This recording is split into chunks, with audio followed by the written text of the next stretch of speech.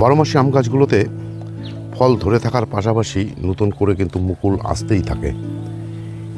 যখনই গাছে মুকুল আসতে শুরু করে সে সময় একবার দিয়ে দিতে হয় কীটনাশক এবং ফাঙ্গিসাইড, এবং দিয়ে দিতে হয় ক্যালসিয়াম, পটাশিয়াম, বোরন, জিঙ্ক। এরপর যখন ফুলগুলো ফুটে যাবে তখন কিন্তু আর কোনো ধরনের স্প্রে করা যাবে না।